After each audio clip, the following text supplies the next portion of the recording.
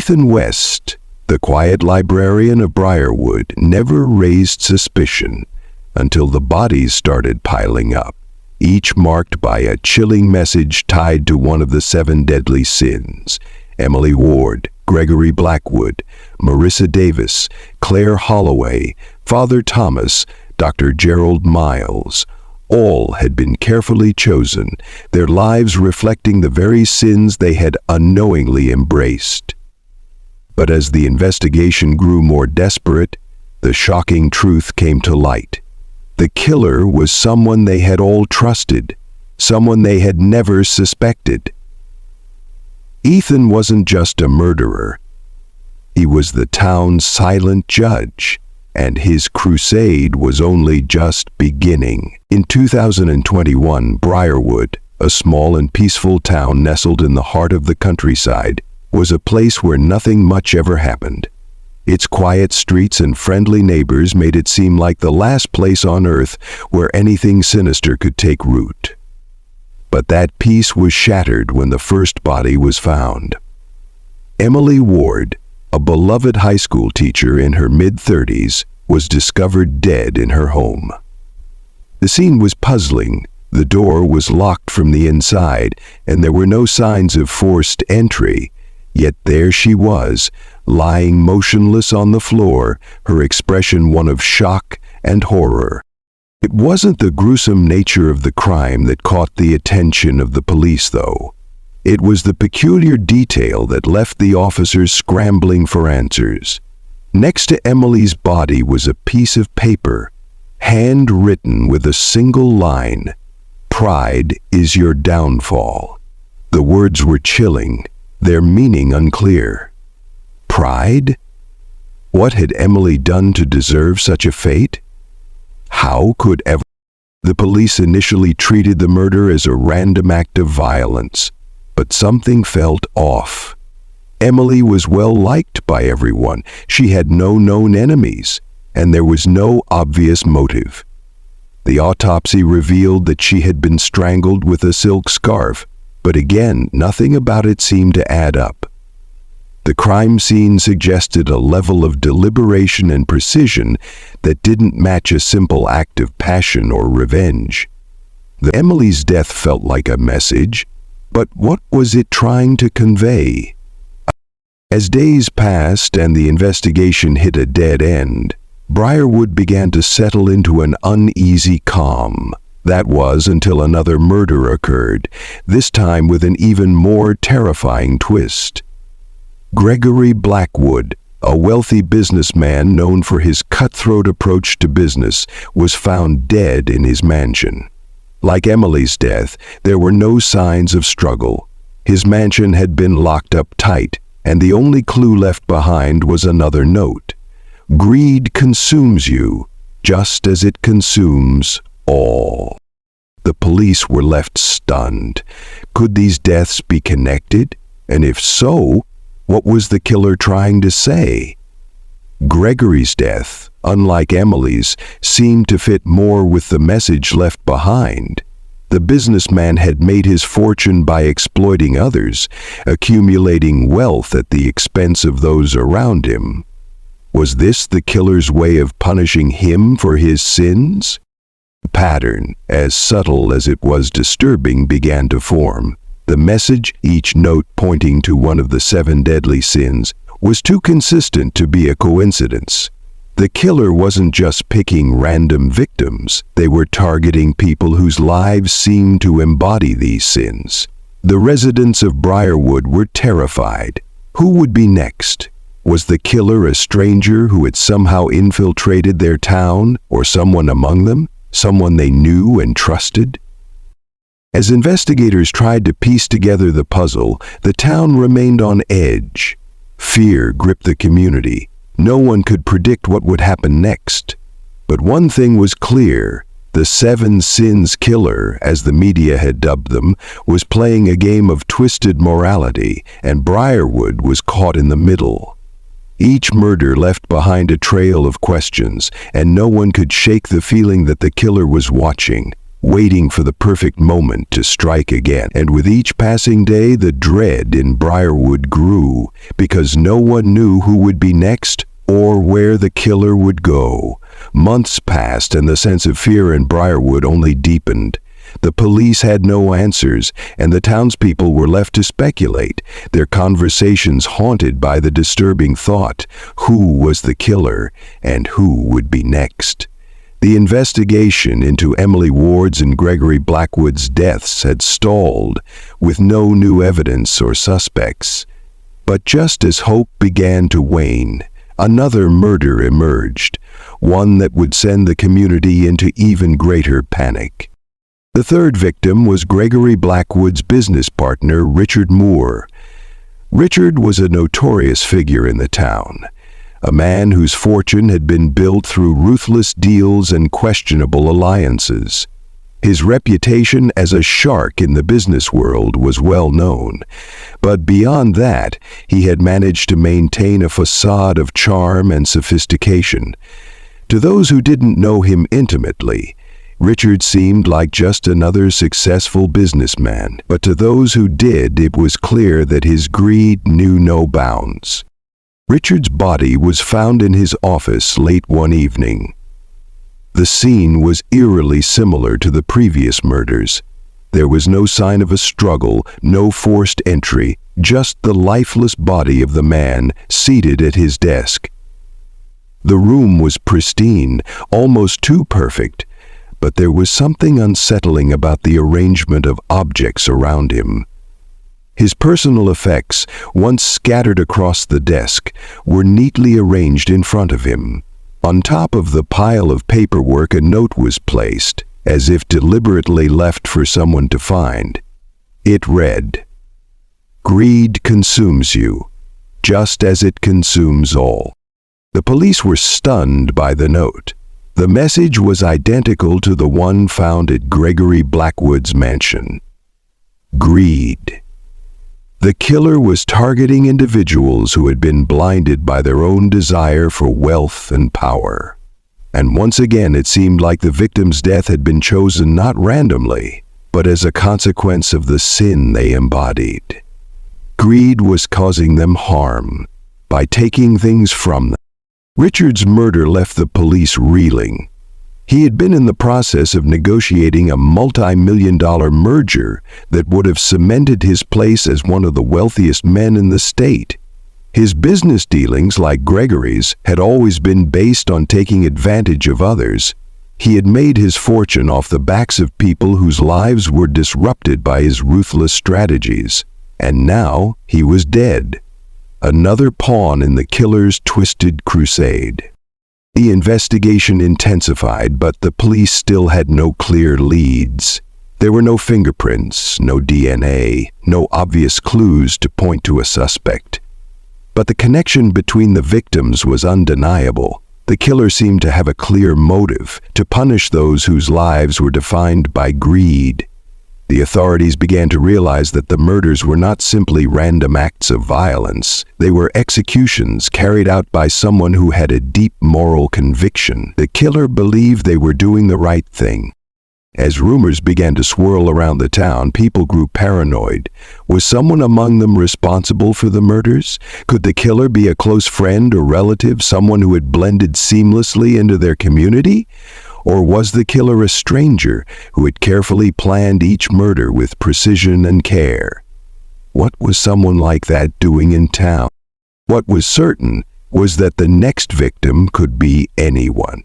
Briarwood's residents were no longer just afraid of the killer, they were afraid of the sin they might be guilty of themselves. Could they be next? Would their vices lead to their own downfall? The town was on edge, and the only thing that remained clear was that the Seven Sins killer was relentless, and their message, brutal in its clarity, would continue until all 7 deadly sins had been punished. After the chilling murders of Gregory Blackwood and Richard Moore, the town of Briarwood was shaken to its core. The residents could no longer walk the streets without looking over their shoulders, wondering if the killer was lurking in the shadows. The weight of fear hung over them like a thick fog. But no one could have anticipated what was about to happen next. The next victim was someone who had been so deeply involved in the investigation that it seemed almost impossible for the killer to get close to her. Detective Marissa Davis had been the lead investigator from the very beginning, tirelessly working to uncover the truth behind the deaths. Her commitment to the case had earned her the respect of her colleagues, but it also made her a target. Marissa had always been known for her sharp mind and calm demeanor. She was dedicated to the job, putting in long hours and sacrificing her personal life for the sake of the investigation. But in the pressure of chasing the killer, something was beginning to unravel inside her. The constant stress and frustration began to take its toll. She became more irritable, more prone to snapping at her colleagues, and her once impeccable professionalism began to slip. It seemed as though the weight of the case was driving her to the brink of madness. In a town filled with whispers of danger, Marissa's own inner turmoil made her the perfect target for the killer. It was on a cold evening in late autumn when Marissa's body was found. She was discovered in the alley behind the police station, her body sprawled out on the cold concrete. Blood pooled around her, staining the ground. A bloody baseball bat was discarded nearby, the weapon that had taken her life. Once again, the killer had left a note. "Wrath leads to destruction, and you are the proof." The brutality of her murder shocked everyone. Marissa was a beloved figure in the department, and her loss felt like a devastating blow to the investigation. How could the killer have gotten so close to her? She had been the one person who seemed immune to the fear and chaos gripping the town. But in her own anger and frustration, she had become a symbol of wrath, one of the 7 deadly sins that the killer sought to punish. For the investigators, Marissa's death opened a new door of understanding. They had been looking for a clear pattern of greed, pride, and other vices in the victims' lives. But Marissa's case was different. She had been consumed not by a thirst for money or power, but by a raw, uncontrollable rage. The killer seemed to recognize that. Wrath, they realized, was not just about physical violence. It was about the destruction that anger could bring, both to the person consumed by it and to those around them. Marissa had been unraveling under the pressure, her frustration and outbursts driving a wedge between her and the others. As the investigation pressed on, there was an unspoken tension in the air. The killer had made their message clear. No one was safe, not even those tasked with bringing the murderer to justice. But it was Marissa's death that drove home the truth about the killer's motives, and they were not just punishing people for their sins. They were holding up a mirror to society, exposing the flaws and the darkness that lurked beneath the surface of every person, even those who wore badges and held authority. Briarwood was a town on edge, its residents increasingly aware that they could be the next to fall prey to the killer's moral crusade. Marissa's murder was a reminder to everyone. Wrath was not just something that happened in an instant. It could build quietly, over time, until it tore a person apart. The investigation into her death would become more personal than any of the detectives had anticipated. And as they dove deeper into her life, they would come to realize that the killer had been watching them all along, waiting for the right moment to strike. As the investigation into the murders of Gregory Blackwood, Richard Moore, and Marissa Davis continued, the atmosphere in Briarwood grew more tense with each passing day. The killer's cold logic and methodical execution of the 7 deadly sins had paralyzed the town with fear. Every time a new body was discovered, it felt like the darkness was closing in around them. But the next victim would shake the community to its core, for this time, the victim was someone with a reputation that was far from hidden. Claire Holloway. Claire was a famous actress, known not just for her stunning beauty but also for her public relationships and romantic entanglements. The tabloids loved her and the public adored her, but beneath the glamour, Claire had always been a woman of contradictions.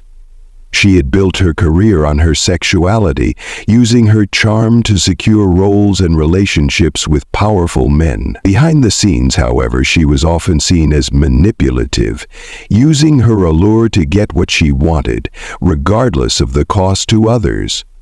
To those who worked with her, Claire's life was one long string of affairs, power plays, and calculated flirtations. She embodied the sin of lust, constantly seeking validation and control through her beauty and desirability. It was late one evening when Claire's body was discovered in her luxurious penthouse apartment, the city lights of Briarwood twinkling outside her window. She had been strangled with a delicate silk scarf, an intimate weapon that seemed almost poetic in its cruelty.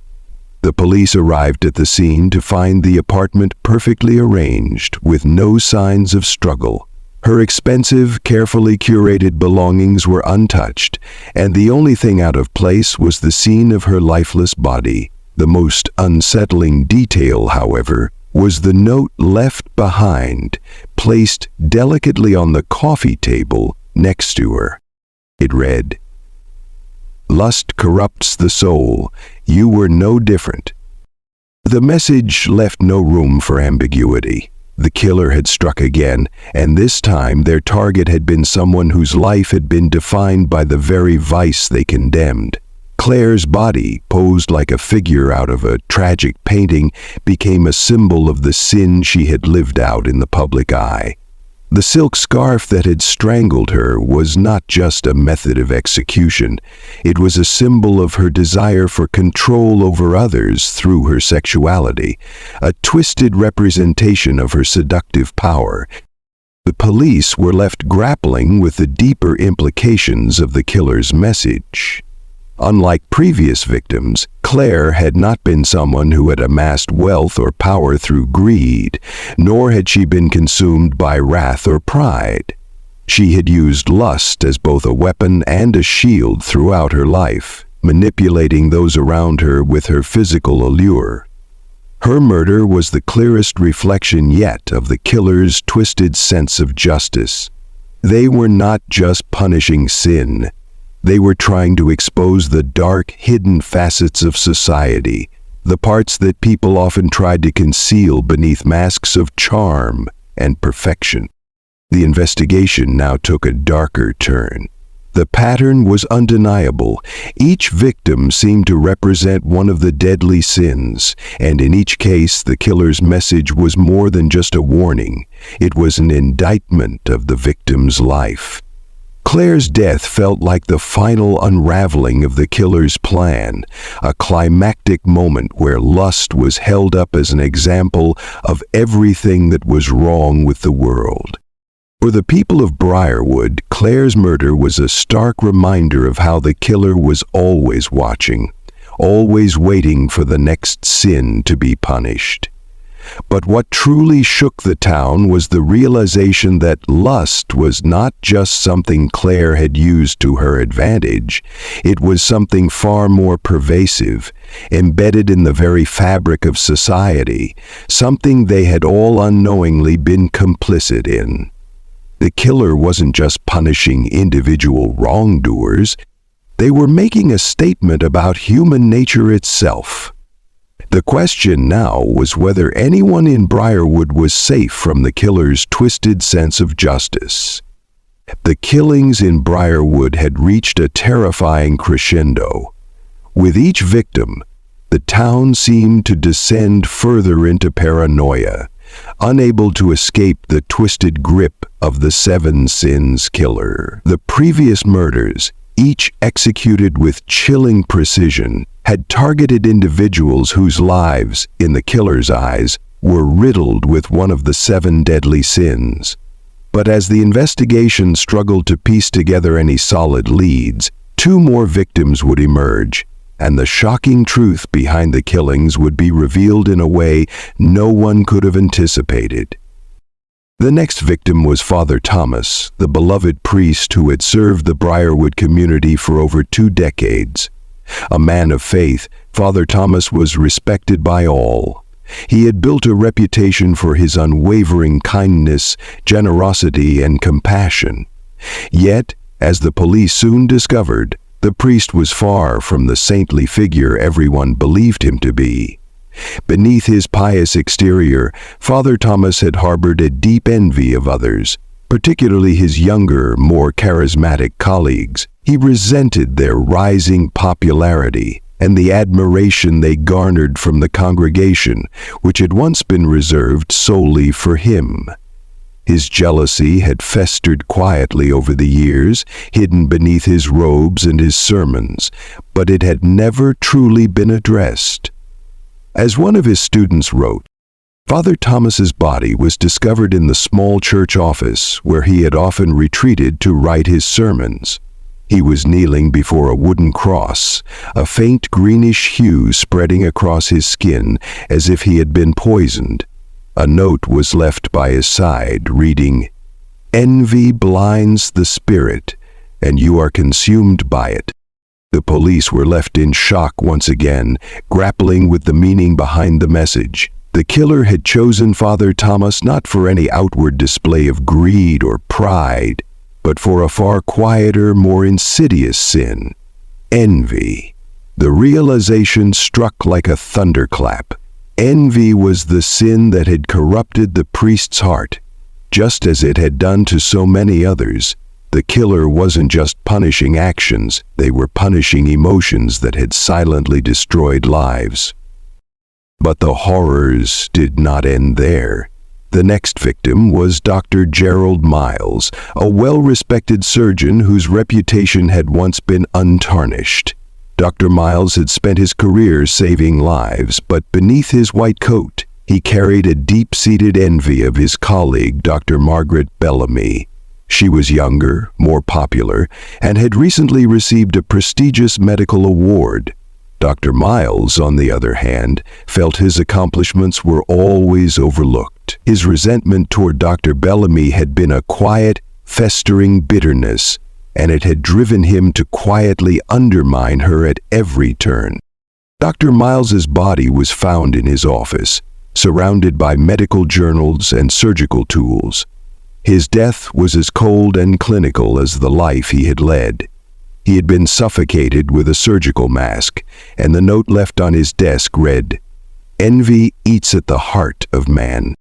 With the deaths of Father Thomas and Dr. Miles, the killer's methodical path seemed to have reached its final stages. The messages left behind were growing more philosophical, more cryptic. It became clear that the murders had not been random acts of violence. They were part of a larger, twisted moral crusade. But it wasn't until the final message was discovered that the true meaning behind the killer's actions was fully revealed. The note left at Dr. Miles's office was different from the others. It read, "The last sin is not to be found in others, but in your own heart. The sins I've punished are but a reflection of what you all hide. You are all complicit." It was then that the investigators finally understood. The killer wasn't just targeting individuals for their vices. The true horror of the 7 Sins Killer's plan was not only their belief in moral cleansing, it was their assertion that every person in Briarwood, every person involved in the investigation, was guilty. The sins the killer had so methodically punished were not just present in the victims, they were in everyone. As the final twist unraveled, the police discovered the chilling truth. The 7 Sins Killer was one of their own. Ethan West, a quiet, unassuming librarian from Briarwood, had been living among them all along. He had watched the town, observed their every move, and seen the sins in each and every one of them. His calm demeanor, his unremarkable life, had hidden a mind twisted by an obsession with justice. one that saw himself as the only person capable of purging the town of its sins. Ethan had meticulously planned each murder, each execution of the deadly sins, and left behind clues for those willing to see the truth. The final realization was as shocking as it was horrifying. The greatest evil had always been hiding in plain sight. Ethan was not just a killer, he was a mirror, reflecting the darkness in the hearts of everyone around him. And in the end, the sins he had so carefully punished had not been the sins of others, they had been his own.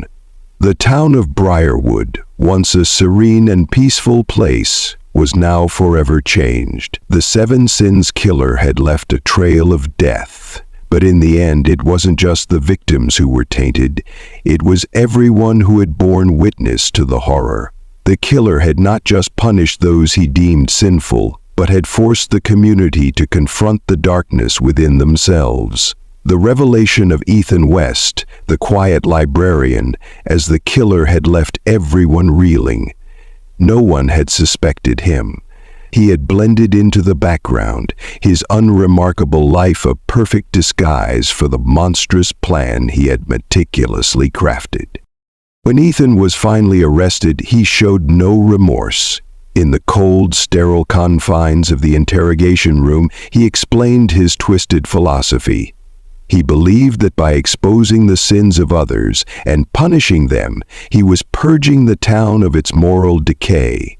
Ethan saw himself as a savior, a man who had been chosen to bring justice to a world that had long since lost its way. But, as he spoke, it became clear that he wasn't trying to cleanse Briarwood. He was using the sins of others as a justification for his own violence and rage. The trial was swift, and Ethan was sentenced to life in prison, though his punishment felt almost insignificant compared to the devastation he had wrought. Briarwood, once a town filled with hope and warmth, now lived under the shadow of the sins that had been revealed, a place where no one could forget what they had lost and what they had been guilty of. The echoes of the killer's crusade would haunt the town for years to come, a constant reminder that darkness can lie in even the most unsuspecting places.